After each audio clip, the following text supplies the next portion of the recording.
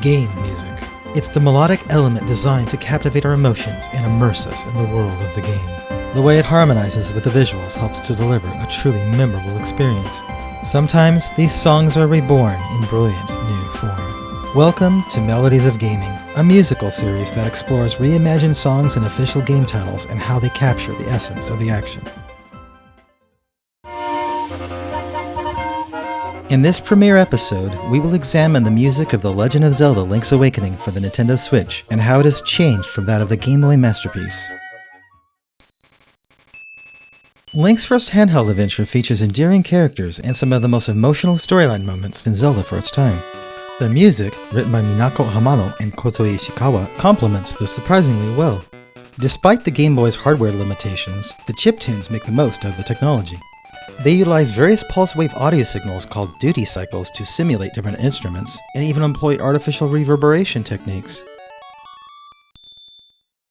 For the Switch remake, all of the songs have been recreated by Ryo Nagamatsu, who previously wrote the music for A Link Between Worlds and Triforce Heroes. Much like how the tracks from A Link to the Past were remixed for the sequel, his arrangements of the established songs of Link's Awakening follow both the vision and direction of the original compositions. Rather than having a grand orchestral sound, the new soundtrack focuses primarily on combined solo instruments and modest ensembles. They're presented in a way to give the sense of a little hero on a big adventure. In addition, 8-bit sampling is thrown into the mix as a callback to the title's Game Boy origins. Some songs embrace the game's situational themes quite well. When Link awakes in Marn's house, the music reflects the peaceful and yet disorienting condition in which our hero finds himself. This mood is further amplified by the trills of the strings ensemble.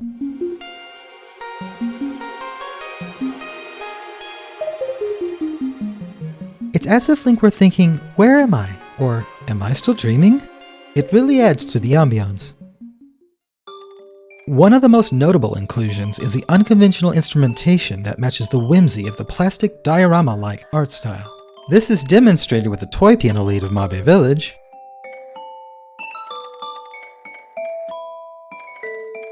and the dog barks and cat meows of Animal Village.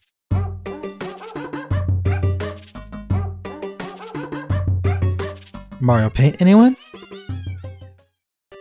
Tal Tal Heights may be one of the most iconic songs in Zelda handheld history.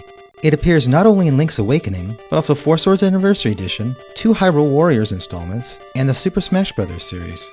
Ironically, the theme does not play at Tal Tal Heights, but instead can be heard in the Tal Tal mountain range as well as on Mount Tamaranch, where the colossal egg rests. The original 8-bit composition of the Game Boy sets a strong precedent. Starting in G minor, the theme establishes a dominant T-Tika galloping march rhythm with a noise channel and pulse waves. After 4 bars, the legendary 8-note fanfare from the classic overworld theme plays in 2 different octaves. Cue the bass. The chords then switch to an Alberti-based broken chord style as the main melody unfolds. Just beyond the midpoint is the bridge, which heralds the transposed repeat of the song. The key shifts by 1 semitone to G-sharp minor.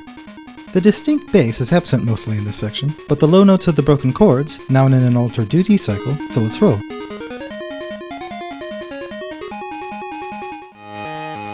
Once the melody plays through again, another bridge comes in the form of a drum solo before the key drops back down to G minor. Leading up to the point when the song loops, a high-pitched bell-like tone sounds 4 times.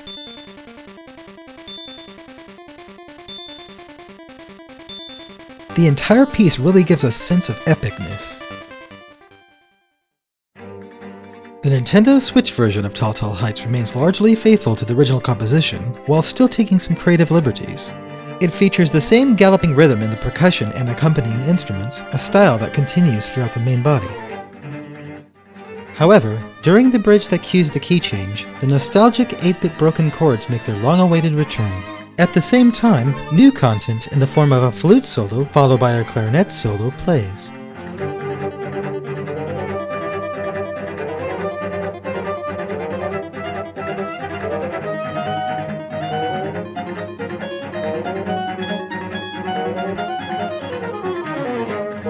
It's a very stylish addition that fills out the bridge nicely. After the melody repeats, the song unexpectedly elevates to a new tier with another transposition, up to A minor.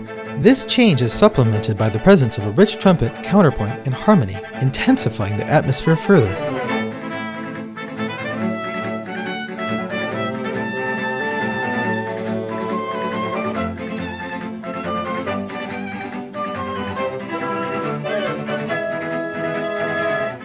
At the end of this section is the song's climax.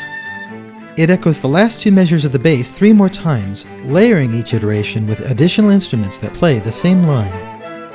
It all concludes with a familiar final bridge. Overall, the piece is moderately ambitious and arranged quite well. Surprisingly, this is not the only rendition of the song the game has to offer.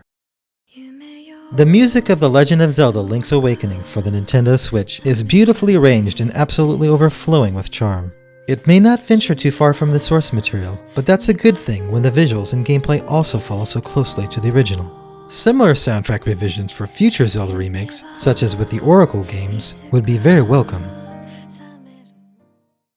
That's all for this episode of Melodies of Gaming. Thanks for listening. If you enjoyed this musical analysis, consider giving it a like and let us know which reimagined game music you would like us to examine in the comments below, and we may feature it in a future episode. Please be sure to subscribe and ring that notification bell if you haven't yet.